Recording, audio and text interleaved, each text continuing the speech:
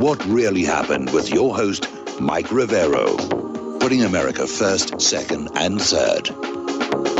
Here is your host, Michael Rivero. Welcome to our show today. It is Friday, April 30th, 2021. Thank goodness it's Friday. Thank goodness it's Friday. Thank goodness it's Friday.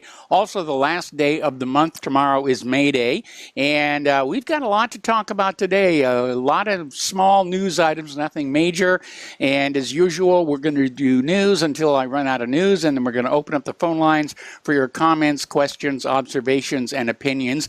Mike is in our control room, twiddling the dials and keeping us out of trouble. And let's get right on into it.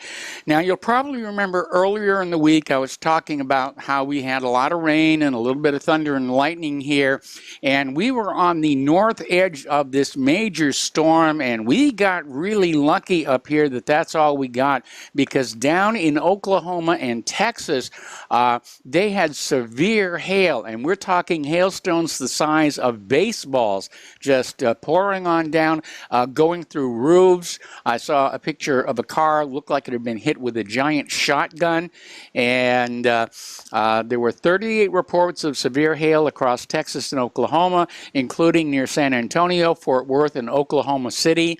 And the hail was so big and had so much force, it came through the roofing in the areas and even sheetrock on interior walls.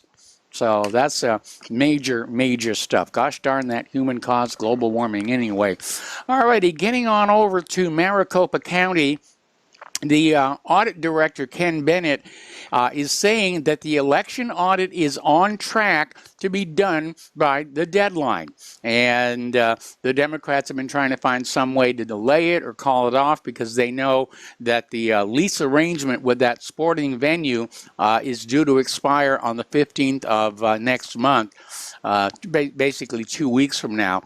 So none of that has worked, and they're saying it will be done. They're examining the ballots. They're examining the voting machines, and the corporate media is going crazy, saying there's no truth to stories. They're finding election irregularities, and the Democrats are definitely in a panic. In fact, 3 lawfare groups have basically approached the Department of Justice to say simply shut down the Maricopa County Forensic Audit. And this is the Brennan Center, Protect Democracy, and the Leadership Conference. They all signed a letter to the Civil Rights Division of the Department of Justice saying just shut this whole thing down. At this point, I almost feel like we need to take inspiration from the playbook of Black Lives Matter and say that if the Maricopa audit is blocked, stopped, interfered with, or altered, or censored in any way, that we're going to start burning cities down, because it seems to work for Black Lives Matter to get guilty verdicts and trials and things like that. And I really think if anything happens to this audit, there really needs to be a public outcry. And again, politics is perception, and just looking at how hard all these democratic, liberal individuals and organizations are trying to stop this thing, it's like having a giant neon sign glued to their forehead saying guilty, guilty, guilty, guilty, over and over and over again. Up in Windham, New Hampshire, yesterday we were talking about the revelation that the city officials had chosen an organization called Verified Voting for their forensic audit of the voting machines and ballots, and there was a huge backlash because Verified Voting is a far-left organization that had already publicly attacked the Maricopa audit. So the Windham Selectmen are calling on city officials to reconsider this decision and possibly go with another group for the forensic audit. So they're trying to fight back up there. Florida has now joined with Georgia in passing new election laws to guardrail against fraud following the 2020 election. And so yesterday, Florida's legislature passed a bill, makes it harder to access drop boxes and mail-in ballots. And this is all about, preventing election fraud next year during the 2022 elections. Story coming on out of MSN.com, no less. Trump, of course, is out there waiting to see what happens with the Arizona ballot audit, and actually a lot of people are. And now we're starting to hear another argument against it, saying that if this Arizona audit is allowed to continue, there will be partisan vote counts in all future elections. By that, they mean partisan vote recounts and audits. But that won't happen if the nation adopts an honest, fair, and verifiable election system. And our current election system, it is a joke. It is designed to make fraud very easy to commit and very hard to detect, and we need the exact reverse, which is why I wrote that article, How to Have Honest Elections, which is on the main page of whatreallyhappened.com, right at the very top, right underneath that hideously outdated portrait of myself. It's really about crowdsourcing the accuracy and the count and the tabulation. No central counting centers, and it's a good system. I'm not saying it's 100% foolproof, but it's going to make vote fraud much more difficult to commit and much, much easier to see. And that's really what we need going into the future. Obviously, if the Arizona audit does conclude that there was a huge number of fraudulent votes, this is going to put additional pressure on the other swing states to conduct audits of their votes, as their election results as well. And this raises a real interesting constitutional question because how do you deal with an occupant in the Oval Office who stole that position? Now, it's not the first time it's happened in U.S. history, but this is the first time it's happened where the American people know what happened. And obviously there has to be something done, and I forget who it was predicting that Trump would be back in the White House by August, but it's almost starting to look like that is within the realm of possibility. Okay, getting back to Biden's speech before Congress, compared to Donald Trump's first State of the Union, he had very few, very small audience. And ratings showed that 11.6 million watched Biden's speech compared to 45 million who watched Trump's first address to Congress back in 2018. And Biden barely managed to beat the viewership for this year's Oscars. Okay, CNN came out with a poll claiming that 85% of respondents approved of Biden's speech. That's already been blown because it turns out they only interviewed 169 Republicans out of a total of 1,000 viewers who were polled. So we're looking at, 800 some odd Democrats versus 169 Republicans. Even Snopes.com is saying that CBS's claim is junk. And we know Snopes' bias in these things, but it was that obvious a rigging by the corporate media here.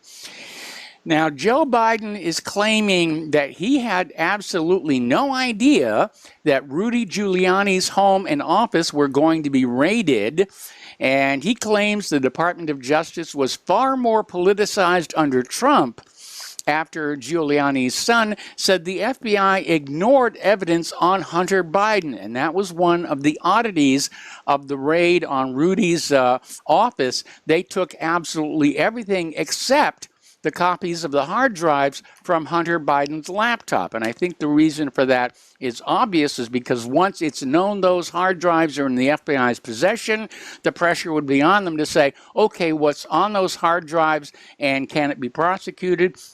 Should it be prosecuted? We know that there's evidence of underage sex on those drives, drug use, plus all the information related to shady dealings with Ukraine and China. So the FBI didn't want to touch those. Those are apparently the third rail of contemporary politics right now. Story coming on out of Cuz Blue, Michael Cohen is saying that Rudy Giuliani is an idiot and is likely to start talking to the feds about what he did for Trump as part of a plea deal to avoid a long sentence.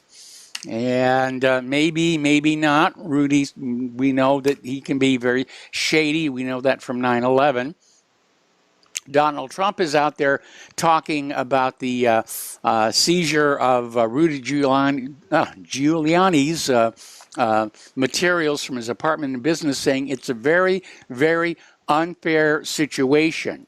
Now, Giuliani himself is saying all of this is illegal, that the Department of Justice secretly went into his iCloud account back in 2019 and invaded attorney-client privilege because they were in the middle of defending against the phony impeachment. So whatever comes out of these raids on Giuliani, it's going to be in the courts for a long, long bit of time. Okay, Republican Senator Tim Scott, who is now considered the GOP's new star, he delivered a response to Joe Biden's first address. He slammed the president for empty platitudes and not finding common ground. Those are both accurate. And so Tim Scott is out there, and he's the new Republican darling, according to the GOP elites who do not want to support Trump in 2024. Another story, this one out of Zero Hedge. Martin Armstrong is warning that there will be an election panic in 2022 and says it's likely to turn violent. And he's got a real point there because of what happened in November 2020. Nobody will accept any election results in 2022 at face value. And you're going to have people in the streets rioting and protesting because this or that candidate didn't win. Another story, this one coming out of Zero Hedge, commenting on the fact that the corporate media will never regain the public's trust. There's an old saying that trust arrives on foot but departs on horseback. And that's exactly what's happening. This year is the first time ever that trust in the corporate news media dropped below 50% in the United States. This is a trend that's been ongoing for years. And of course, mass media is divided on where to assign the blame for the plummet in public opinion of their work. Some are trying to blame it on Russia. Others are blaming it on Donald Trump. And others are blaming it on the internet and the independent media. And the Washington Post is saying it's the people themselves because they don't share our values. I have a simpler explanation. People don't trust the corporate media because the corporate media keeps lying to us. Remember Saddam's nuclear weapons? Good example there, one of many. Article coming out again of Zero Hedge calling for the need to regulate big tech to protect the people from pernicious manipulation. And they're saying the time has come to regulate big tech to avoid increasingly monopolistic behavior and protect the population from the manipulation of big data. It's as much an argument about the role of the state as it is about the success of companies. There will be winners and there will be losers. And we've all seen how big tech has grown way too big for its britches. They're censoring people left and right.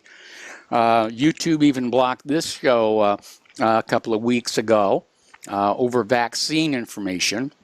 Facebook has now banned Russia Today's digital content project Redfish after they put up posts marking the end of Mussolini's dictatorship and Holocaust Memorial Day. Now, I'm not sure why they would be concerned about that, but the Redfish account was suspended earlier today after a recent post that criticized fascism.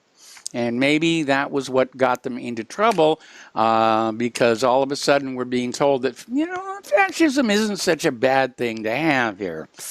Okay, getting on to more domestic politics, there's an interesting article, again from Zero Hedge, saying that we don't really have a problem with systemic racism. The problem is our police officers are poorly trained. And we have commented in times past about this very alarming trend to have American civilian police forces trained by these Israeli security companies who have a tendency to train police officers to treat the American people the way the IDF treats the Palestinians. And that really doesn't seem to work. And there have been some well-publicized incidents like Derek Chauvin, and the other one is Nicholas Reardon, who shot Ma'Khia Bryant, who was trying to stab another person at the time. And, the media is out there saying, oh, this is all white supremacy because these people that were killed were black. Well, these people who were black were committing crimes. And that is something that nobody wants to talk about, but it is a reality.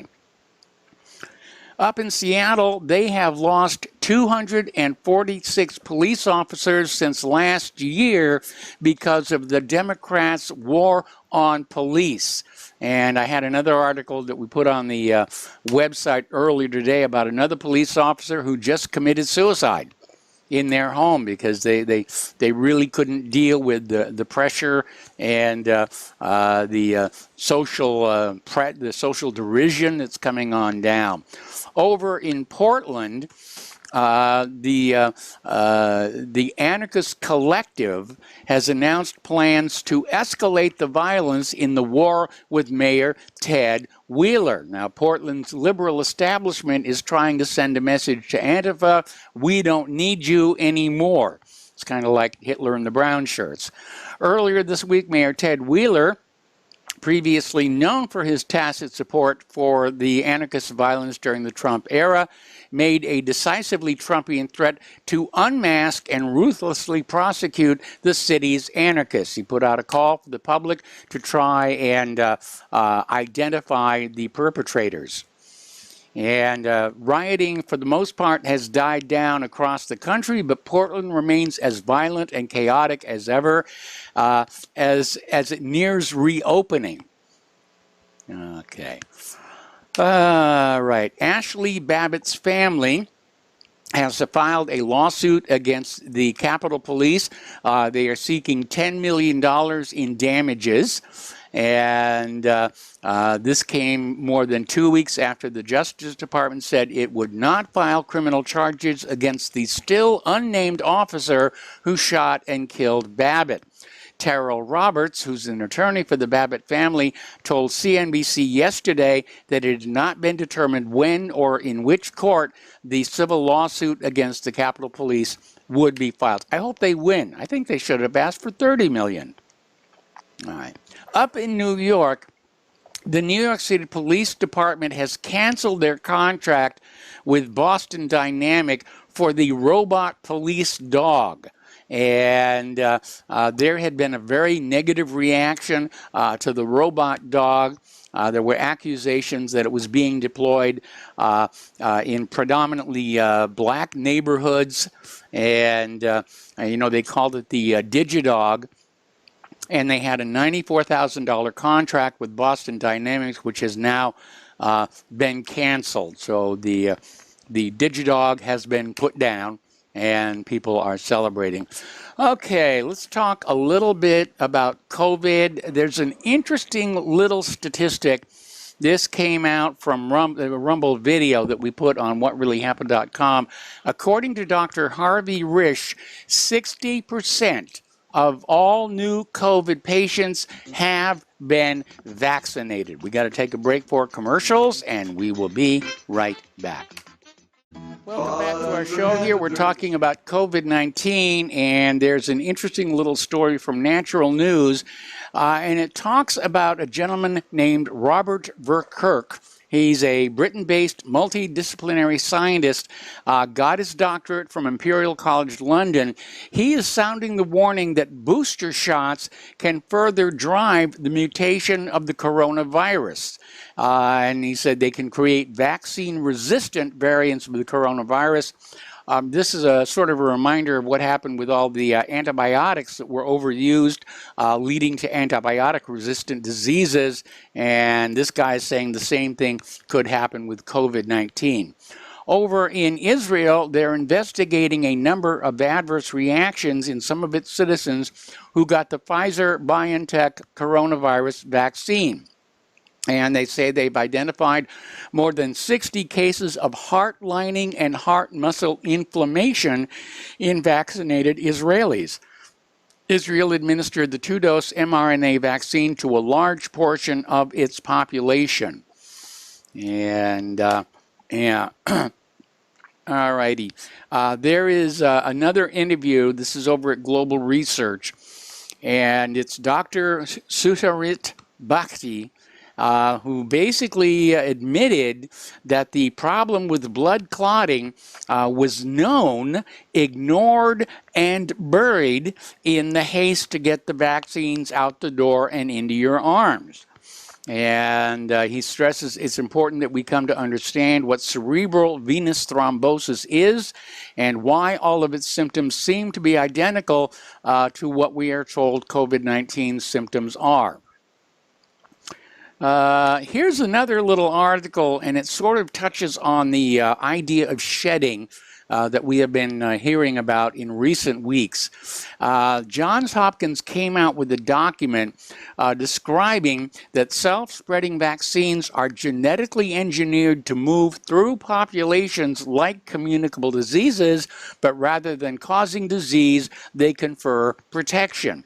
The vision is that a small number of individuals in a target population could be vaccinated, and the vaccine strain would then circulate in the population, much like a pathogenic virus, resulting in rapid, widespread immunity. So this article, which is coming out of InfoWars, is asking if the COVID-19 vaccines were made to self-spread as well. Well, if they were, then I don't think we would be seeing this continuous high-pressure, highly coercive campaign for everybody to get the shot. This next story is a little bit alarming. This is coming out of ChristiansForTruth.com. And it's saying that COVID-19 survivors allegedly have an almost 60% increased risk of death up to 6 months after infection compared with non-infected people. And they're saying that this has a lot to do with those spike proteins, which are also used in the vaccines here. And deaths caused by long-term COVID-19 complications are not recorded as COVID-19 deaths. And he says we're only seeing the tip of the iceberg of that problem right now. Story out of Global Research. A team of researchers from Hospital del Mar in Barcelona, Spain, have basically come on out saying that high-dose vitamin D cuts the risk of death from COVID-19 by 60%. The researchers followed a total of 930 coronavirus patients, 551 of whom were randomly assigned to receive vitamin D alongside the standard coronavirus treatment. Patients receiving vitamin D were given a dose of 532 micrograms on day 1, followed by a dose of 266 micrograms on days 3, 7, 15, and 30. And apparently did have a significant result of reduction of death. Okay, over at Stanford University, there is a professor of medicine, Jay Bhattacharya. Now that's it. And he's out there saying that the CDC has sown fear and panic about the coronavirus, leading to the institutionalization of hypochondria in the general population. And he's saying that the sort of the relaxation of the mask mandate that we saw earlier in the week should have come long ago. And he says they're being entirely too cautious by saying only if you're vaccinated. People who've had the disease before are also theoretically immune. Why shouldn't they be allowed to not wear masks? The State Department has now issued a warning for Americans to leave India as the deaths over there surge. They're describing it as a mass killing. India is now the #1 hotspot for COVID-19 in the world, and the State Department is saying it's time for Americans to come home. We got to take another break for commercials. We'll be right back. Back to our show here, and Flip-Flop Fauci is out there saying that children still need to wear masks outdoors. And he's saying they need the masks as summer approaches. We were being told originally that cold weather was when the risk from the disease was the worst. So Fauci drew anger again Wednesday after continuing to insist children wear masks while playing outdoors, in spite of repeated studies showing outdoor transmission of COVID-19 is virtually nil. And obviously Fauci has not seen that Stanford study that the masks are just completely useless anyway. All righty, let's see. Okay. All right. There we are. I'm sorry. I'm dealing with some stuff in the control room. Story coming on out of Scoopy Web. Sarah Bookman, 34, from Glasgow, broke out in serious rashes and blisters on her legs after she got her first dose of the AstraZeneca vaccine.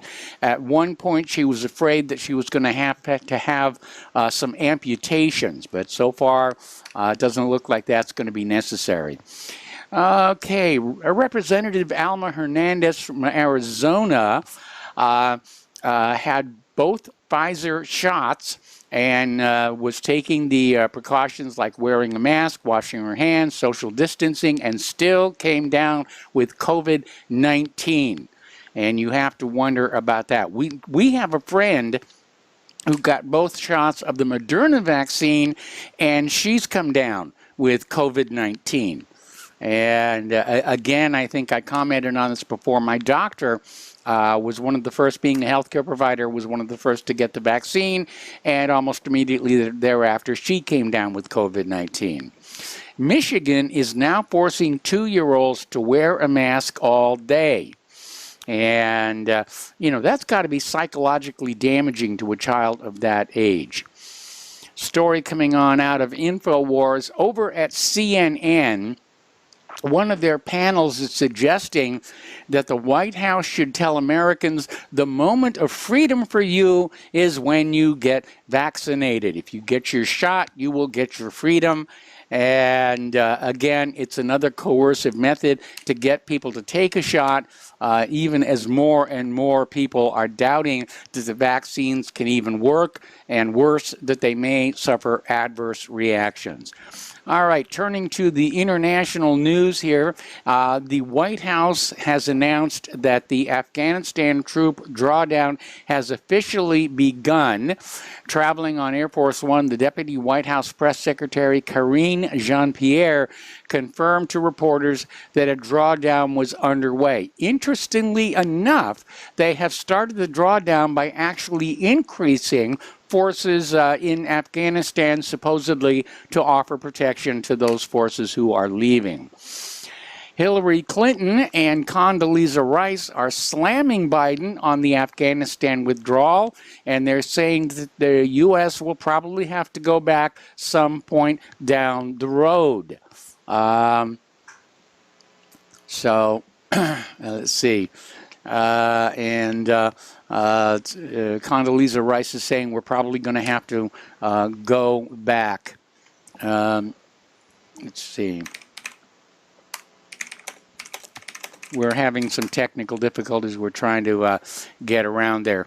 Now, Al-Qaeda, or somebody claiming to be Al-Qaeda, is promising there will be a war on all fronts against America as Biden pulls out of Afghanistan. Now, this weekend marks the 10th anniversary since Osama bin Laden, or somebody looking sort of kind of like him, was killed in a special operations SEAL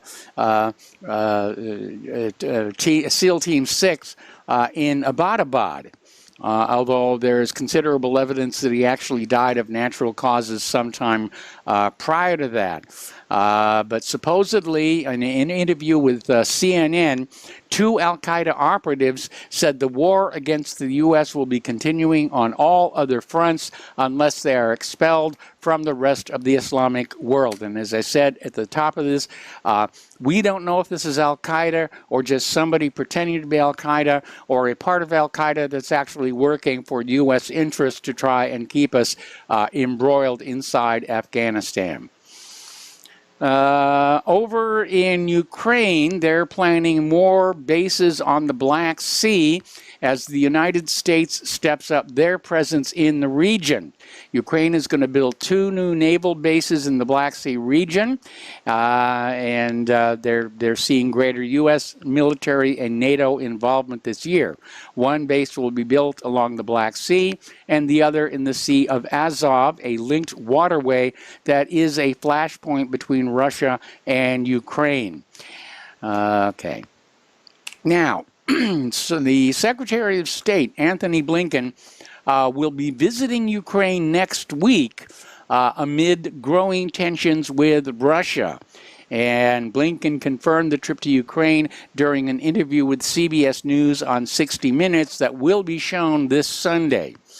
And the trip to Ukraine comes after Russia built up a large military presence near the border of Ukraine. But let's keep in mind that they're not the only ones building up a heavy military presence in that area. Former Senator Harry Reid is out there saying that the so-called UFOs that were filmed buzzing U.S. warships, saying that these are actually Russian, they're not alien, and he's asking Joe Biden to set up a task force to counter the threat.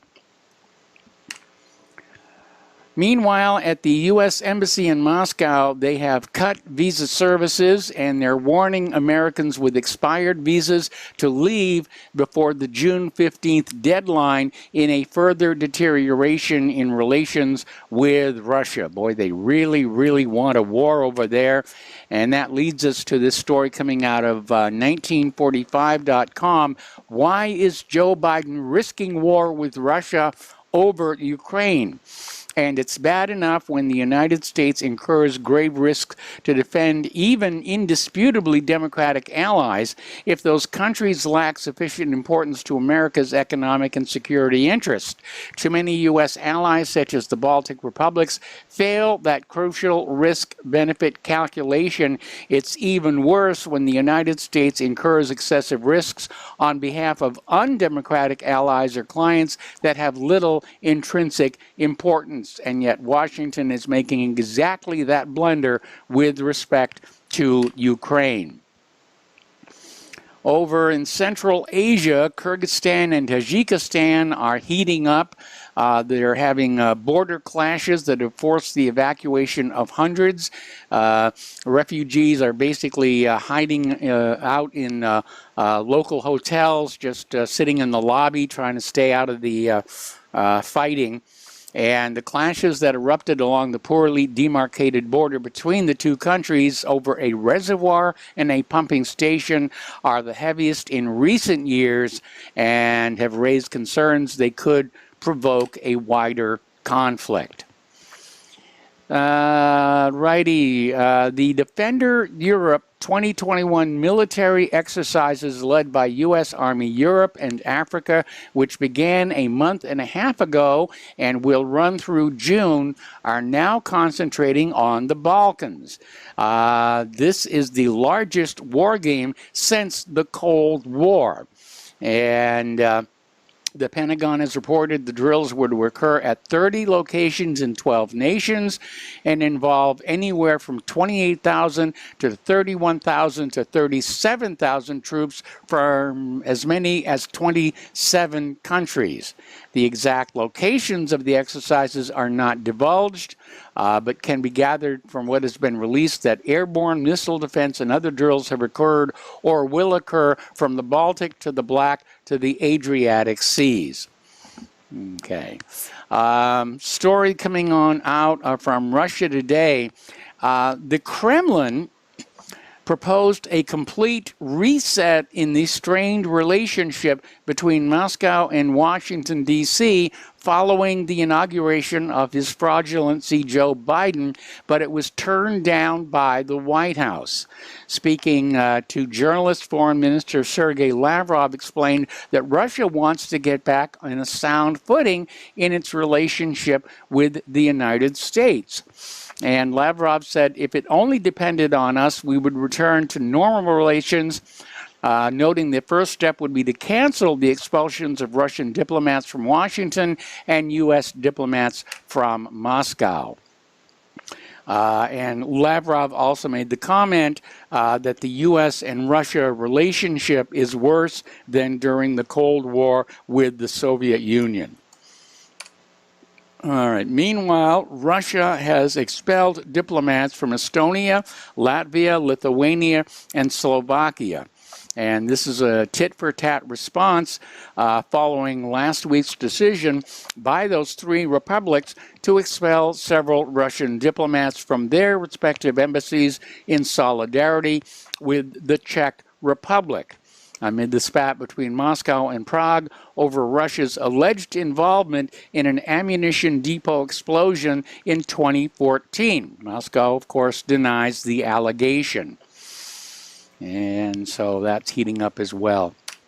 Down in Syria, the organization Save the Children is reporting that suicides among Syrian children are rising sharply. And they're saying almost 1 in 5 of all recorded suicide cases now involve adolescents. Deaths by suicide increased by 86% in the last 3 months of 2020 in comparison to the first 3 months of that year. It added that a total of 246 people died by suicide during that period, while another 1,748 suicide attempts were recorded. And it's a shame when things are so bad that even children are taking their own lives. All right. Israel's permanent representative to the United Nations and ambassador to the United States, Gilad Erdan, said yesterday he estimated that the ongoing negotiations between the U.S. and Iran to revive the P5+1 nuclear agreement will lead to both parties striking a new deal within weeks. And he says, I say it with grief. The Americans presented before us the difficulties in the negotiations with Iran, but still the estimates in Israel are the sides will reach an understanding in the coming weeks. Meanwhile, over in Iran, informed sources have told Press TV that the U.S. must first remove all sanctions, denying Iran's benefits from the Joint Comprehensive Plan of Action. And if you remember back when that was passed, it was, Iran was going to comply with their requirements under the P5+1 deal, and the United States reneged on their deal. They kept sanctions in place, and not only that, they added more of them. So it's understandable that Iran is going to say, if we're going to go back to that deal, both sides must be in compliance with its requirements. Little bit of good news coming out of the Middle East. Iran and Saudi Arabia are finally talking. And there have been recent discussions between Iranian and Saudi delegations at the encouragement of Iraq, and they're generating hope for a change. Now, the Kingdom of Saudi Arabia denied any talks had occurred, but Saeed Khatibzadeh, spokesman for Iran's foreign ministry, suggested otherwise while refusing to comment directly. That would be a good thing if they were to start talking. Iran's Foreign Minister Mohammad Javad Zarif is calling for an end of the Yemen siege in a meeting with the chief Ansarullah negotiator, saying basically Yemen is facing these horrible conditions as a result of the 6-year war imposed on the country, calling for an end to the Saudi-led U.S.-backed military aggression and the lifting of the siege. And he reaffirmed Iran's support for a political solution as the only way out of the ongoing conflict in Yemen. Now, getting on back to Kerrygate, I guess is a good name to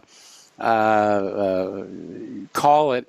Leaked audio tape of Iranian Foreign Minister Javad Zarif indicates he had no knowledge of the covert Israeli military strikes before former Secretary of State John Kerry provided him with the information. And these details are likely to further fuel calls from leading Republicans for Kerry's firing or resignation. And so far, remember, the official story has been that the information Kerry provided was in the public domain.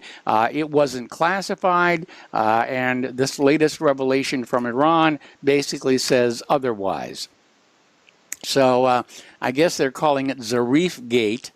And this is causing a shakeup in Iran's presidential office.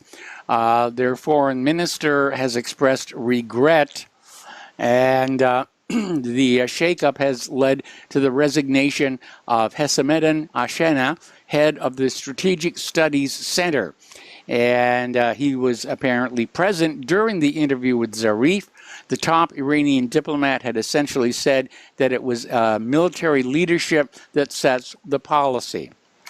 Iran has now banned 15 people from traveling over the Zarif leak. And they've banned these 15 people for alleged involvement in the leaked audio recording, in which the foreign minister complains about the influence of the Revolutionary Guards on Iranian diplomacy.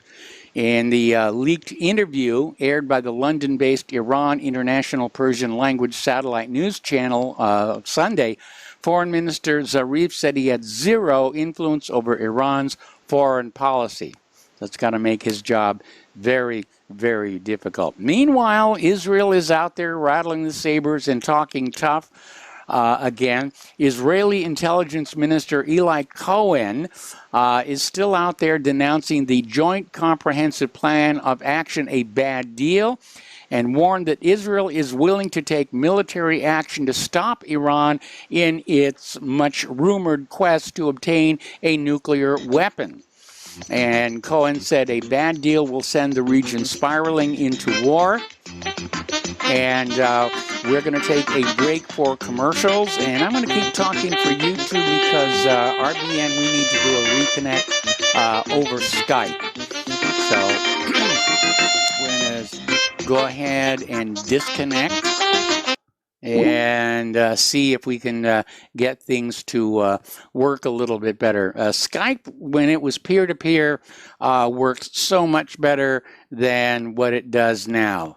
And we're going to see what happens with this. I don't want to do too much news here because our RBN audience is going to miss it. But it does seem like everybody is hovering on the edge of war. They just want somebody else to, let's see, calling now, and hopefully we're going to get back. There it is. Welcome back to our show here. And over in Turkey, tensions between Turkey and the United States have been in decline ever since Turkey went with Russia's S-400 air defense system. The United States has now canceled plans to sell Turkey the F-35, which is probably a good thing. And Erdogan is now claiming that all of the U.S. nuclear weapons currently stored at the Incirlik Air Base now belongs to Turkey. And so he's trying to basically say Turkey is now a nuclear power, and we'll wait and see what the United States government is going to do in response to that. Okay. Over in Israel, they've had a little bit of a problem with the Iron Dome missile system. There's a group of Israeli soldiers who have claimed that serving in the batteries of the Iron Dome defense system is giving them cancer. And the problem appears to be that radar system. And they're saying when you're standing near the radar, you're literally feeling your body boiling from the inside out. And they said it's what happens to food in the microwave. It's like that. And at least 10 Israeli soldiers in their 20s and 30s have developed cancer after spending time with the Iron Dome missile system. All righty, I guess we're going to go ahead and open up the phone lines. I got a lot of news here, but people are already starting to call on in. So let's go to Peter in Los Angeles. Hello, Peter. Welcome to the show. What's on your mind? Hey, Mike. Listen, I just wanted to start off by talking about what you just talked about, which is the Iron Dome system, which the United States and its taxpayers paid for the development, and it was our technology. And in case people didn't know, Israel, after we developed and gave them money for everything, they sold it back to the United States. Yes. So we had to pay for the technology that we gave them and developed for them. But the real reason, Mike, I was calling is that the Biden speech the other day and the response. And the Biden speech was so pathetic, it really almost requires no comment at all. But the response by Tim Scott? Yes. Who did a really good job, and I'm thankful that Tim Scott is there, but to do that. But the point I wanted to make, Mike, is that this was the Biden speech was all about white supremacy and how all the national security agencies are saying that white terrorists threat, and it was all anti-white virtually the whole way through, and yet for the response in the Republican Party, which is, I mean, what the Republicans probably 75% white, was given by a black guy who did a good job, and good on him and all that. But why do we have to have a black spokesman? Right? Okay, Peter. For the Republican Party. Peter, I'm going to put you on hold. Don't hang up. We got to take a break for station identification, and we'll be right back. Welcome back to our show, hour number 2. The phone lines are open, area code 512-248-8252, and we're talking with Peter in Los Angeles. And Peter, just pick up where you left off. Well, I was talking, Mike, about Tim Scott, God bless him, who gave a first-class rebuttal of the gibberish and ridiculousness that Joe Biden was spewing the other day on his address to Congress. But I was pointing out the fact that Tim Scott was picked to be the representative of the Republican Party to deliver a rebuttal to Biden's speech, which was largely a white hate speech. Biden's speech was. He's, white supremacy, white terrorism, the biggest threat since the Civil War, all that crap that he was saying. Yes. All those lies. But here we have a party that is at least 75% white, and we need to have a black spokesman. We're not even allowed to have our own spokesman talking about racism against us. And I want to also point out that he was picked to do that by the powers that be in the Republican Party, who are now putting him forward over Trump, by the way, because they don't want Trump, to be the next Republican candidate. So they're turning their back again on their white base, and I'm nothing against Tim Scott at all, but against the leaders of the Republican Party and the owners. We know who the owners are of the Republican Party. We know who the biggest owners are to both parties, but we're not even allowed to have our own spokesman. And now they are saying Trump is null and void. This is the guy we're going to back for the Republican presidency, and they're already making noises about that. And I thought that was stuck out in my mind anyways. And you look on TV, again, the owners of the media. And even though blacks are 13% of the population, and God bless them, but every commercial is all black all the time. Yes. And we're even being, as I've said many times, disrespected even as a marketing segment, even though we have far more money, far more people, far more highly educated, and yet they cater to, we don't even get catered to by Madison Avenue, let alone Wall Street, let alone the government, let alone the Republican Party or the Democratic Party or the president. It's really bad, Mike. Just wanted to know if you had noticed that and what you think. Well, there is no question that corporate media and politicians and, Madison Avenue are definitely pandering to the black population because they're out there making a lot of noise and rioting. And the old saying, the squeaky wheel gets the grease, and the white population just isn't squeaking enough yet. But, Mike, it goes beyond the squeaky wheel getting the grease.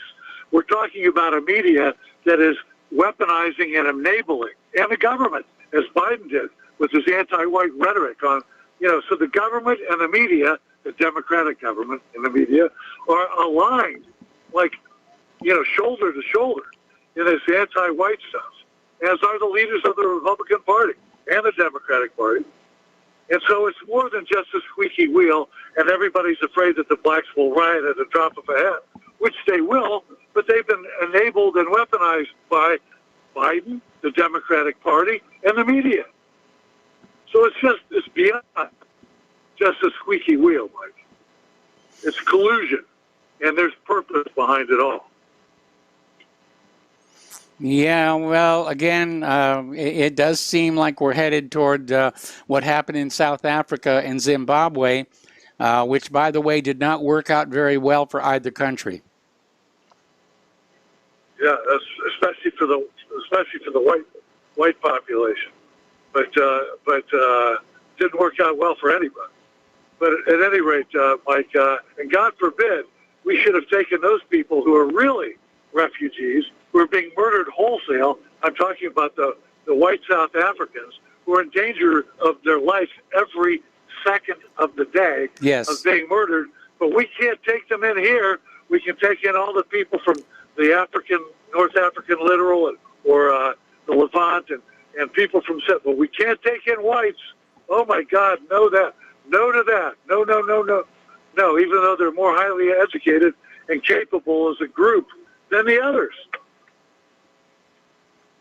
Well, I saw a story earlier today where somebody was making the observation that we have a population that hates accomplishment.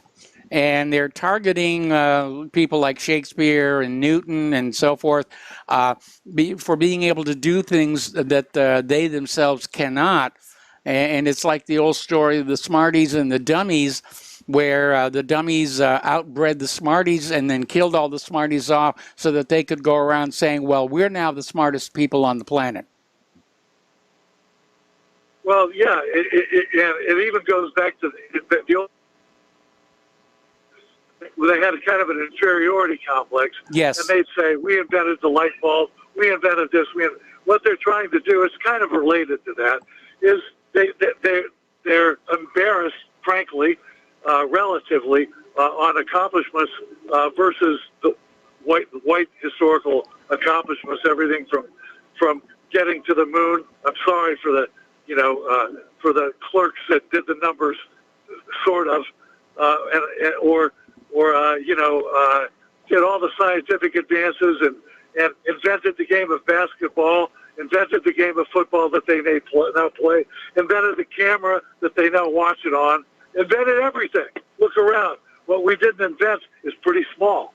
And so they're trying, in order to dehumanize us and to take over and basically take over supremacy from us. And I'm talking about attitude. I'm talking about accomplishment. They have to downplay that. Yes, they do.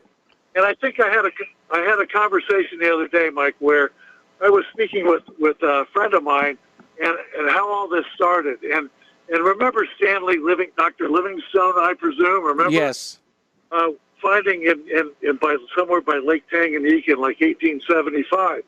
And if you were to go to Africa in 1875 and see a whole continent that has 12,000 miles of coastline but made no ships, that had no universities, no rail lines, no written languages, no building over 1 story high, no nothing.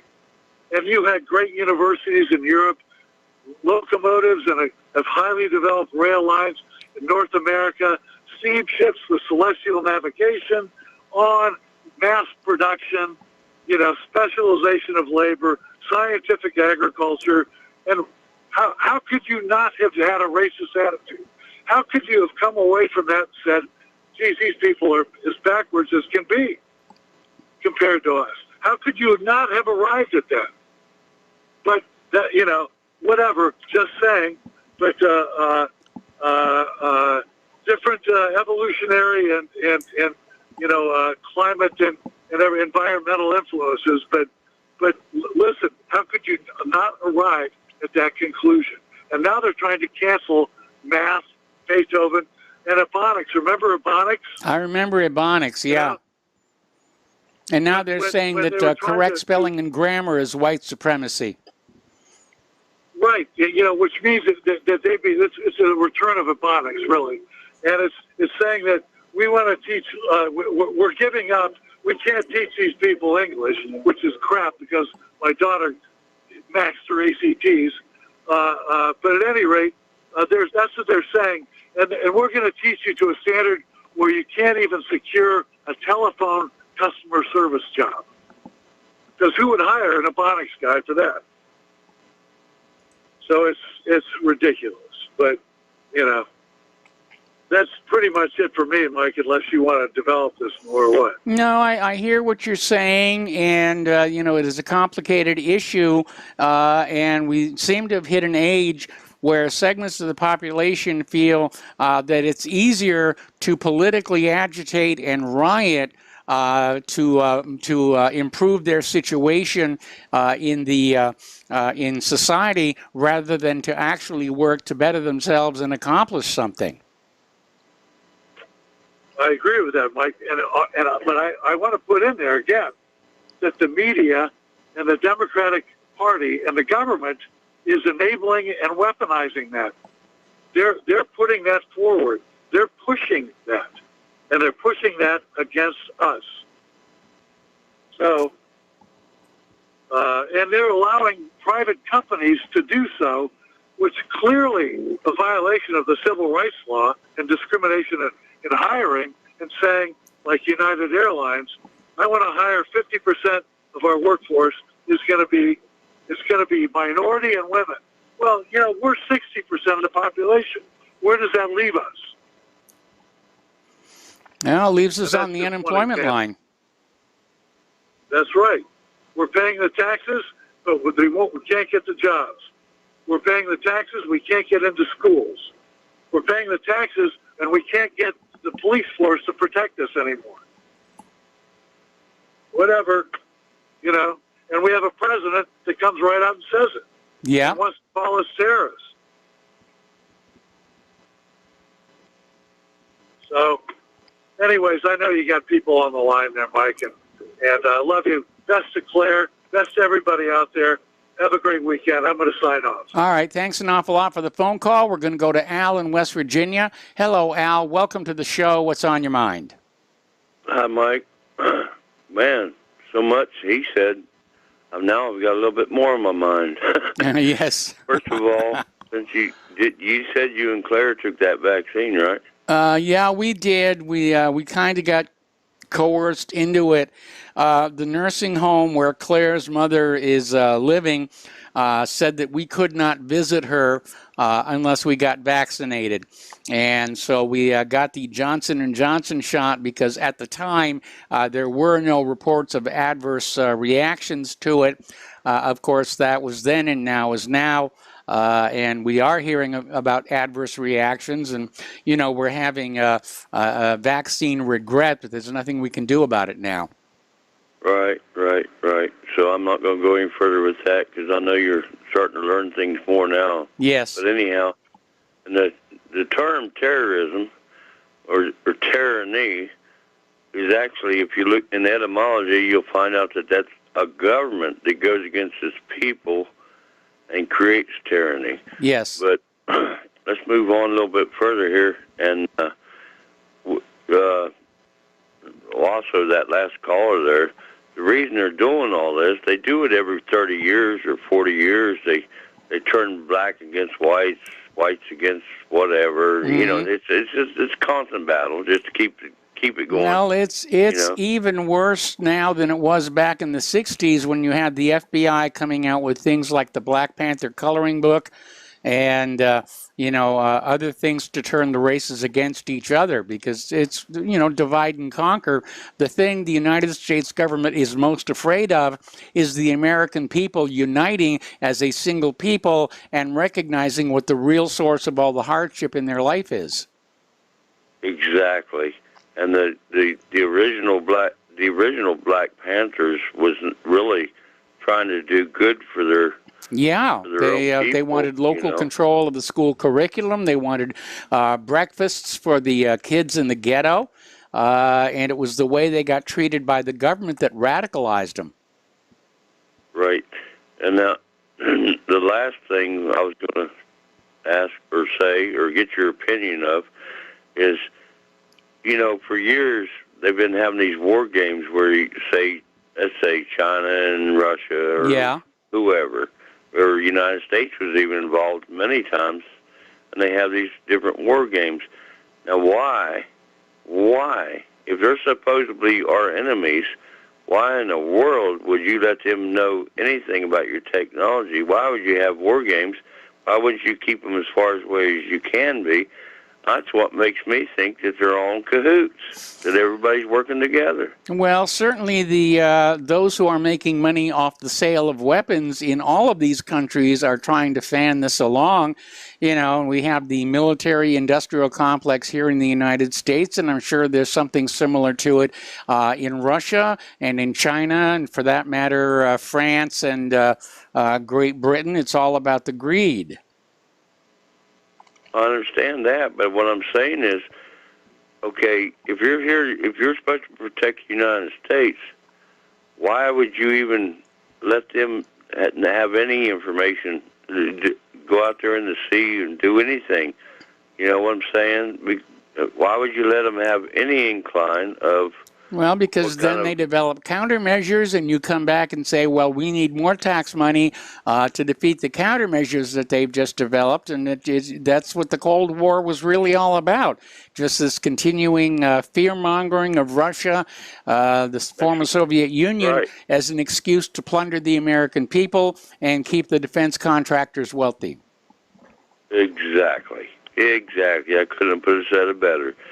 They're all in bed together. It's this whole daggone thing's a scam, just like this, everything else that's going on.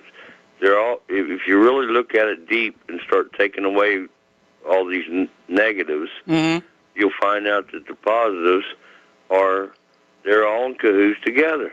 They have been for years and years and years. And that's what I believe. I'm not 100% sure. Well, it's a lot like professional wrestling. I mean, and in front of the cameras and the public, they're going to sneer at each other and pound on each other. But once you turn away, they're slapping each other on the back, and they're just the best of friends. Right. They're drinking a beer together. Yep. You're right. Okay. I won't take up no more time. I just wanted to know. Anyhow. Okay, you have a good day. All right, thanks an awful lot. We're going to go to Mike in Arizona. Hello, Mike. Welcome to the show. What's on your mind? Yes, good afternoon, Mike. Say, my issue here is something about the border. Now, the name of the suspect has not been released, but late last night, about 10:30, there was a Chandler police officer. He was run over and killed.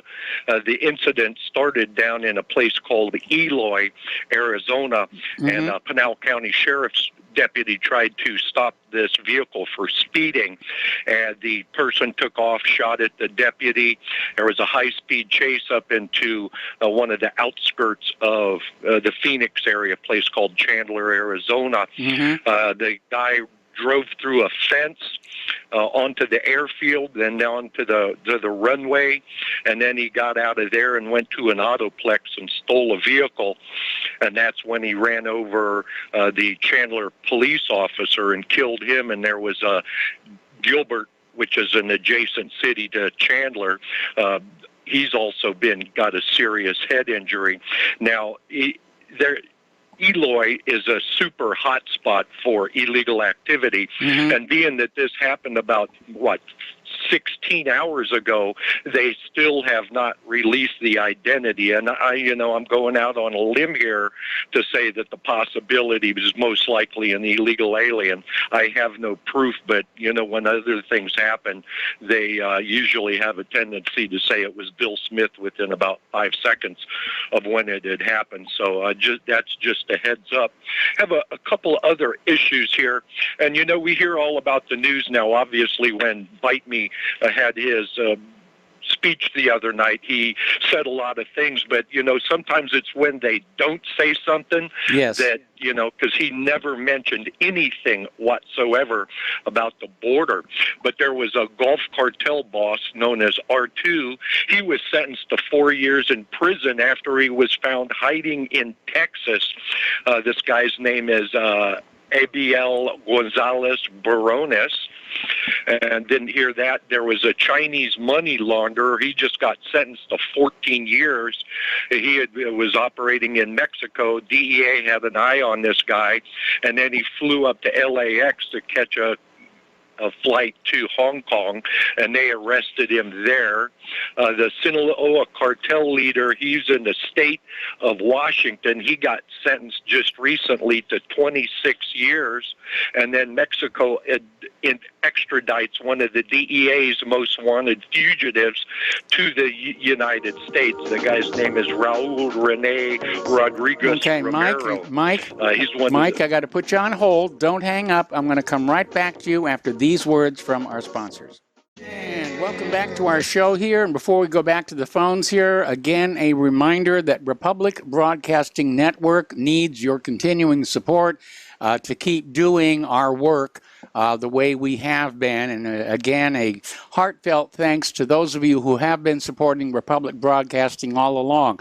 So once again, the postal address where you can send a check, money order, or if you prefer anonymity cash is Republic Broadcasting Network, 2251 Double Creek Drive, number 302, Round Rock, Texas, 78664. The phone number where you can make a credit or debit card donation is 800-724-2719, extension 3. Now, if you send in a donation of $100, you will get your choice of an official RBN coffee mug or an official RBN t-shirt. So obviously you need to include your t-shirt size and a return address.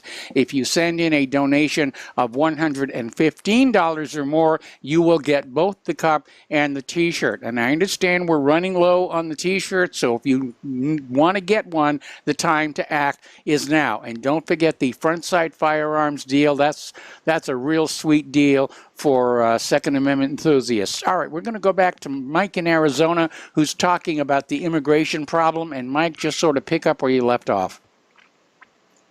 No, I was just saying that, well, number one is I just read to you those, just a snippet of, 4 or 5 articles. There are things that are happening here in the United States, and the mainstream media is not reporting on it. I don't hear anybody in the alternative media reporting on it. There was, there was back, I think it was in early April, he was a former congressman in Honduras, and he's the brother of the sitting president in Honduras. He got arrested in Miami back in, I think it was 2018. He was found guilty in October of 2019, and then in late March or April, he got sentenced to life in prison plus 30 years for importing tons of cocaine into the United States and be an accomplice to at least 2 murders. And, I try to convince people, they go, oh, well, it's a border thing. I don't live in Texas or Arizona or California, New Mexico, and it doesn't bother me. But in a roundabout way, it really does, because, when we hear about, like, gang violence, they call it, and gun violence up in, say, Chicago, but the drugs are coming through. 50% of the drugs coming into the United States come through the Tucson sector here in Arizona. And then they make it up to Flagstaff, I-40-ish, and then go out on Route 66 up to the main hub. And then as they're broken down, then they get to the individual street distributor level.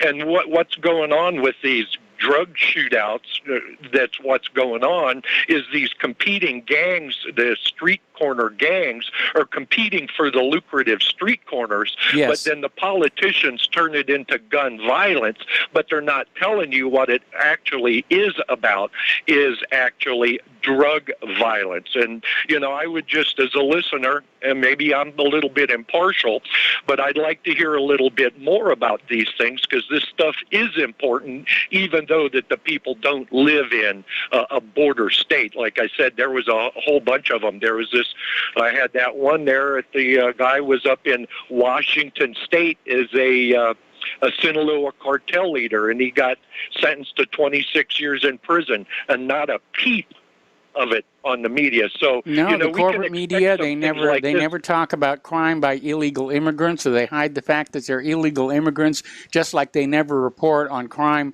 where the perpetrator is black. It's only, the white perpetrators and black victims get the headline news.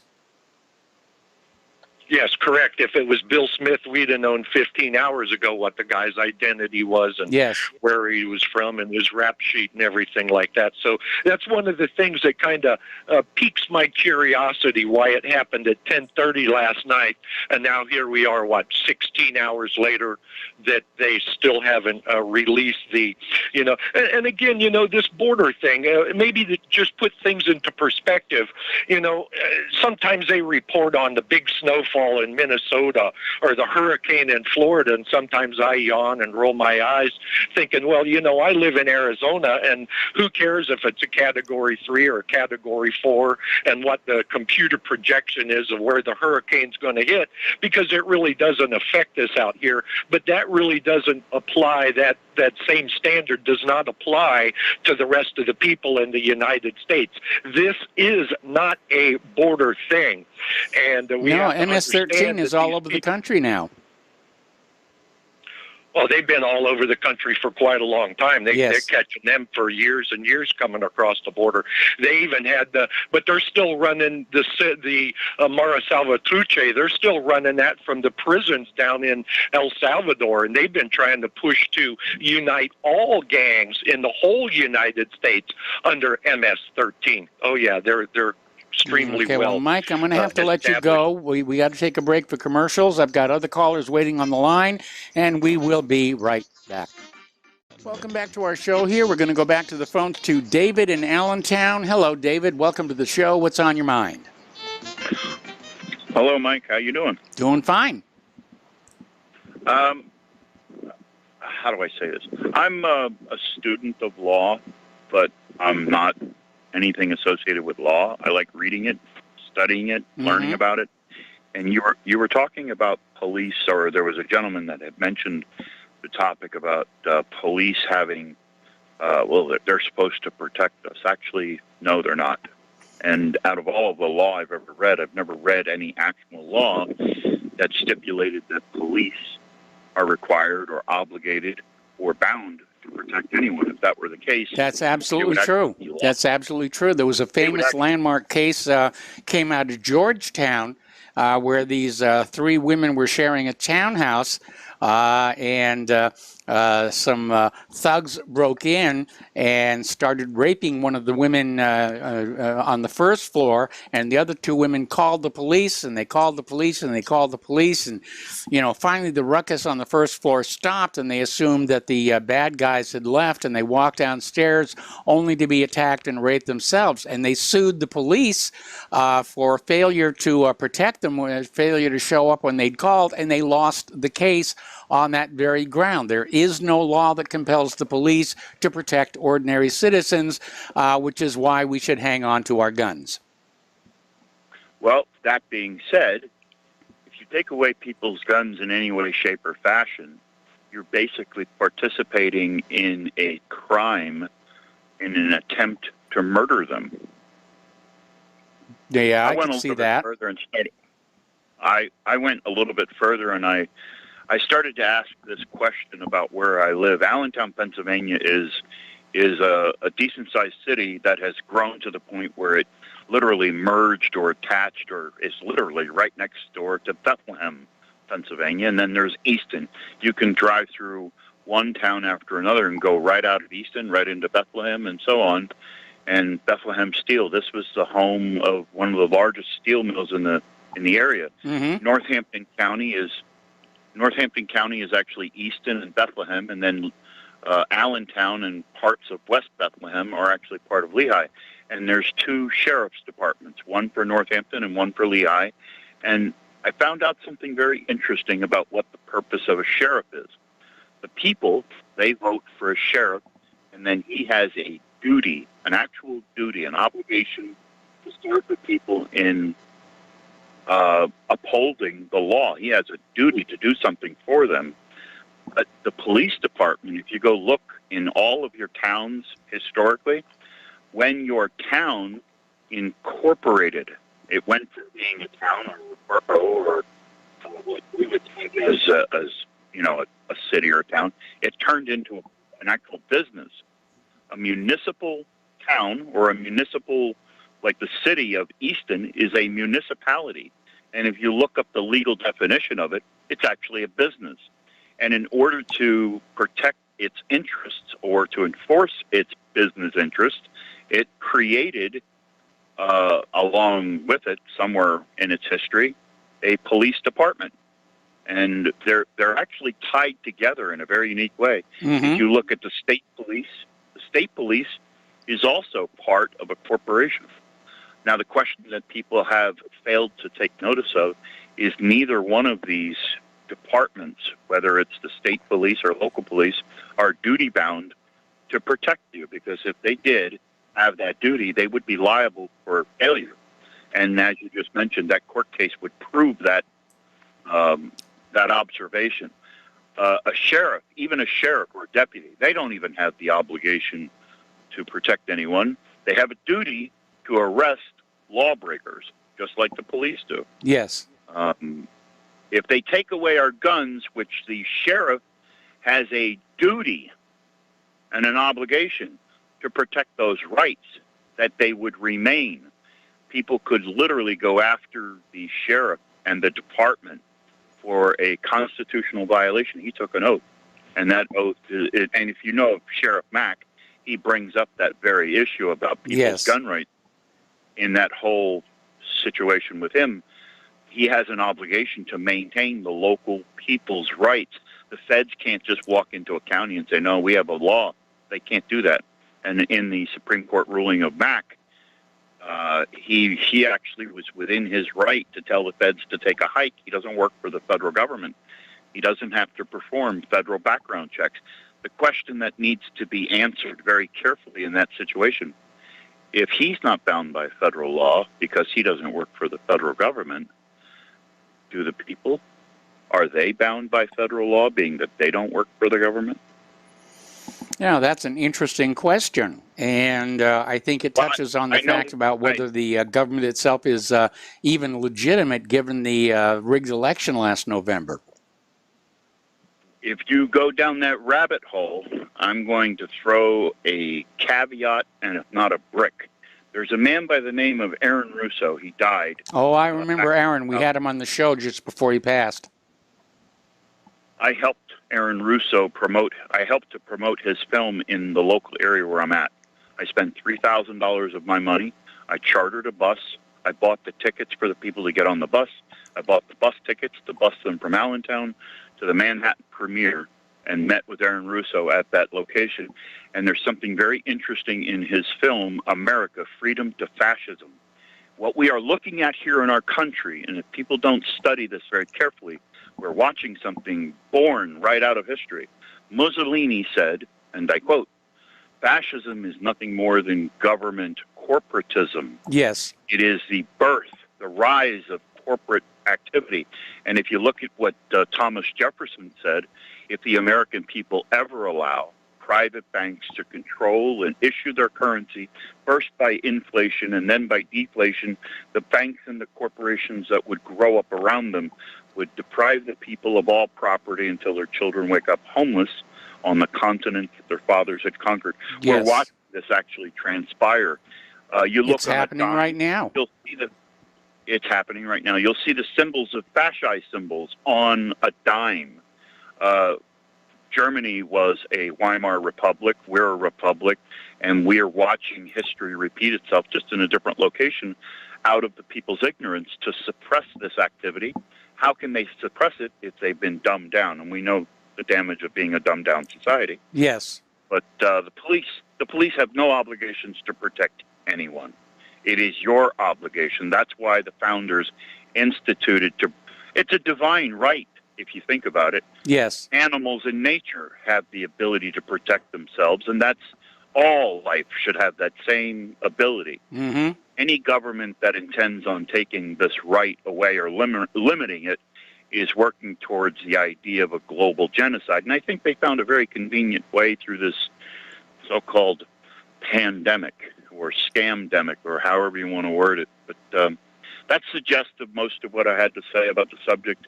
Police, the word poli, P-O-L-I, meaning many. The word police society, if you reverse the word state police, we live in a police state. Yes. Every state has a state police. They are living in a police state, whether they want to face this reality or not. A totalitarian regime or a government has emerged in every local nook and cranny throughout the entire 50 United States. Is there a way for us to get back to the basics and turn this around? I found something very interesting, and I had intentions. I tried. I sent a message to John Statmiller, and I was hoping to talk with him off the air about it, but now I'm going to fire a cannon, and this cannon is very, very loud. A gentleman who called in on his show on the second hour of March 8th, and the gentleman was astute. I was paying attention to what he said, and he said something very carefully, and I remembered it. I went on the archives, I downloaded the show, and I listened to it again and again, and then I said, now it's time to act. I went online, found this very interesting court case, and I have been involved in studying law to the point where I knew in my heart that this language was correct. I just didn't have any proof of it. The gentleman had quoted this case called Chisholm versus Georgia. It's a 1793 U.S. Supreme Court case. You must go read this and study it very carefully. And specifically, if you do look at the case, it's dry. Speed past all of it and go to point 112 on the brief itself. When you get to 112, read from 112 down to 113, 114, and right at the end of 114, it slams a huge door wide open and tells you who we all really are in relation to the would-be government that has taken off and is running amok. People don't know who they are. You must read that brief. That gentleman that was on his show, he knew exactly what he was telling John. Now, my question to John would be, did he act on the information with, he had gotten a ticket.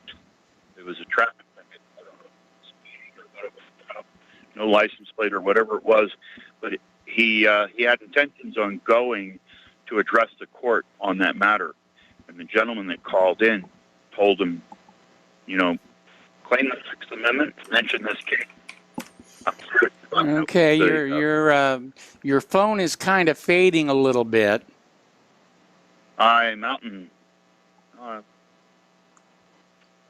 also rambling, but anyway, hopefully I find out from John one day. Okay. What it was and what happened. But anyway, that's what I had to say. Have a good night.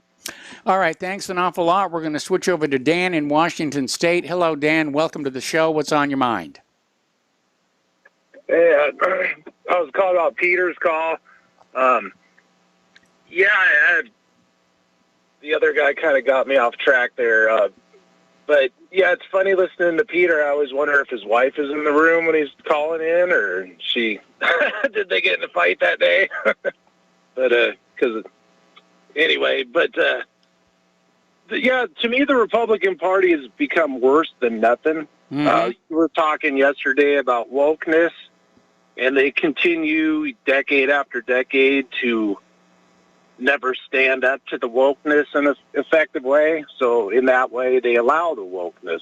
So they are just the other half of the machine there. So they're too busy. You know, the Democrats openly attack white people, and then the Republicans are just too busy trying to prove they're not racist. Then they'll talk about how great Martin Luther King is and how they love Israel, and there you go. But that's. Have you heard of a term called think-o-think, Mike? No, I have not. Kind of like they developed it on TRS, but there's actually a guy, Arthur Finkelstein, who developed this whole fake left-right paradigm, and he did it, I think around after Nixon's time. And I'll just let you look into that term. We've all known about the fake left-right paradigm for a long time. Yes. You talk about the feminist thing in the 90s, the just decade after decade, the Republicans turned out to be worse than nothing, really. They don't defend anything, and the Democrats always win. So that was my point on that. That's why I'm never going to vote Republican again. People are pushing this DeSantis guy. And all I can say about DeSantis is he launched his campaign from Israel, and that's all you really need to know about DeSantis. So, and he was for the anti-BDS legislation. But what scared me is I learned after Charlottesville, and it should have shown you after the Capitol riots, the Republicans are the biggest backstabbers. Mm-hmm. Well, they all are. Some of them, like Marco Rubio, was actually saying if you're even accused of terrorism, because they're trying to turn white people into the new Al-Qaeda. Yes. They're trying to pass like Patriot Act style laws against us.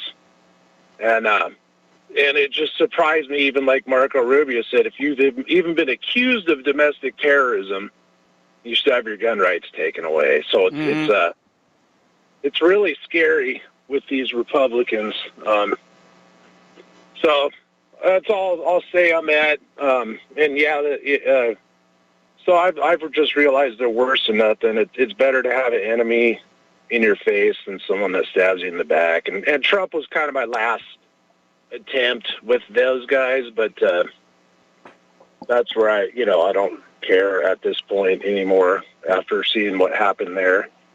I wanted to give a shout out to Marco. I liked this call yesterday, and I thank them for sticking up for pagans, because it is our traditional religion, and I'd rather identify as a Viking than a Christian these days, because I'm starting the American Christian movement is it's the same thing as the Republican Party. It's totally been turned into a Zionist kind of philo-Semitic, just Judophile fest there, and so there's a lot of good Christians on like Republic that I've enjoyed. There, someone like Mark Dankoff, or there's some versions of Christianity that are still, I would say, honorable, but the term Christian to me is pretty stained, just like the term conservative or all these things. So that's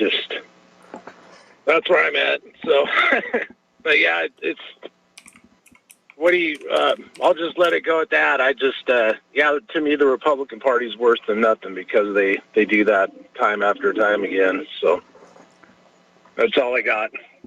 Thanks. All right. Well, thank you very much for the phone call. We're going to switch over to Charles in St. Petersburg, Florida. Charles, welcome to the show. What's on your mind? How you doing, Mike? Yeah, if somebody wonders about the police department, just think about the Threat Fusion Center. All the police departments in this country are all united together. They're already on the road to being nationalized. And what I wanted to talk about mainly is thing from the truthseeker.co.uk. Jim Stone with some Vax horror tales. Here's what he says here. It's on the truthseeker.co.uk. Stay away from the vaxxed. It is official from Pfizer's own documents. Download from the original source. Download from my server. The elite have already flown off to their hideouts. They have released the genocidal vax. Read it and weep. Yeah. We were talking about what's in the Pfizer's own documents about, pregnant women being exposed to it and whatnot. Right. He says, whatever is in the from the vaccine to the unvaccinated, well, they're talking about proof that they're shedding, I guess what's happening in India is an indication that supposedly they're having people collapsing in streets. I don't know. Yeah, it's pretty bad over there. The official story is that it's a severely mutated version of the virus. They're calling it a triple mutation. Yeah, it's definitely nasty. Yeah, that's their line. Of course, they're going to the pharmaceuticals. Oh yeah, we got to have more vaccinations, not less. Don't end the vaccinations. Just have more so you can spread it. Yeah. Well, just make more money. Document is saying, he goes on, and it's an interesting document. I'm going to try to put it up on the Republic Broadcasting's site, on the internet site. This thing, the whole thing. Yeah, and the guy talking about pagans. Tonight is Walpurgis knocked. Yeah. It's a big. Yeah, no wonder Harry Potter. They're having a Harry Potter fest on television.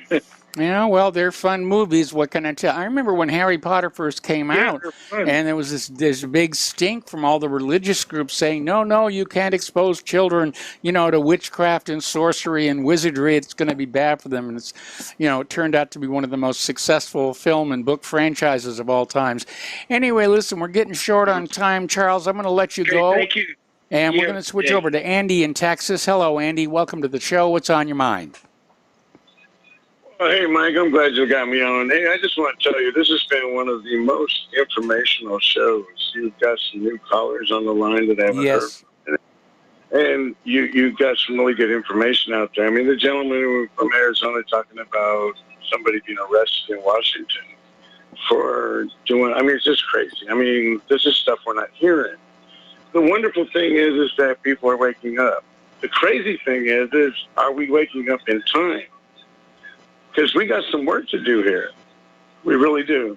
And that's basically my point is that, it's nice to hear some great callers coming in. And it's funny. It's just seriously funny how we don't hear the news we need to hear on our little square box over there in the corner called TV. Yes. It's funny how we can't get information from that.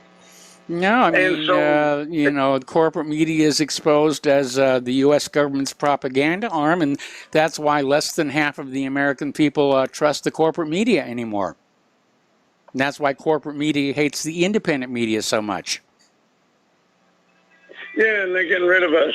Those of us. Well, they're trying. Even us people who call into the phone on your network here.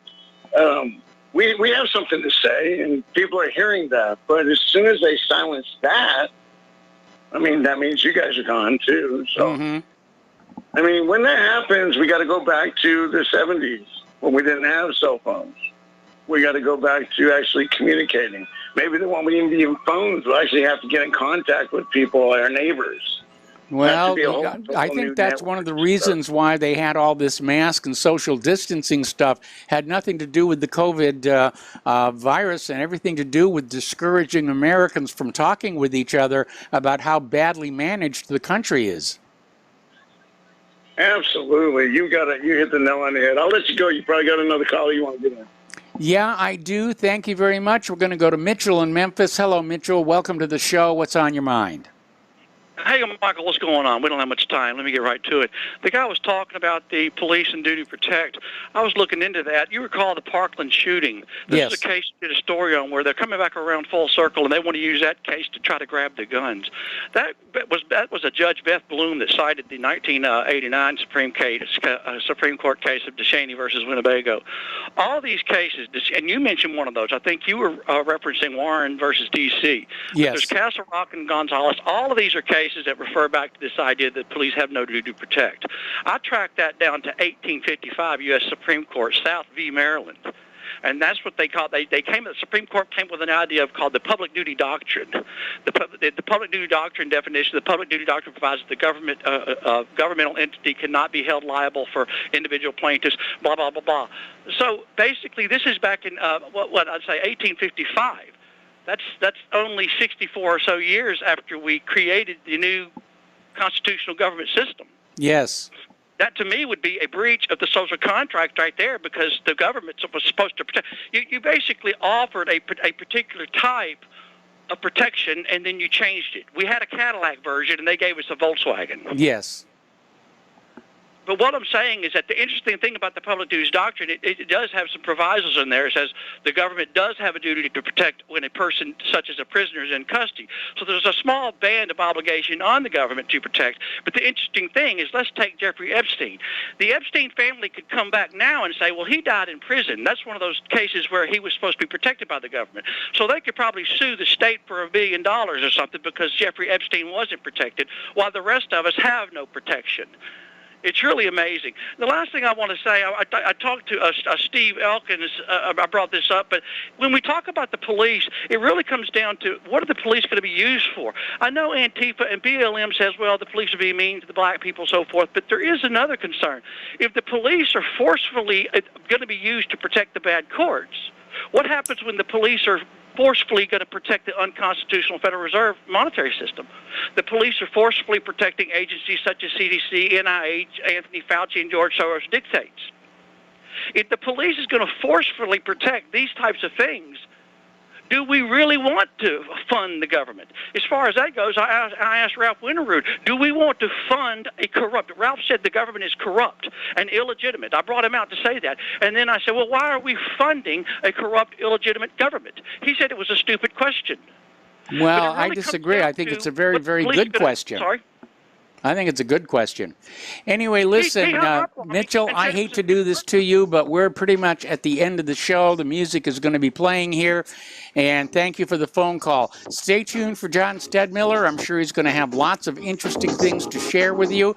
Please spread the word of Republic Broadcasting. Spread the word of whatreallyhappened.com. Please donate. It is very important right now. We'll be back on Monday. Have a good weekend, and aloha, America.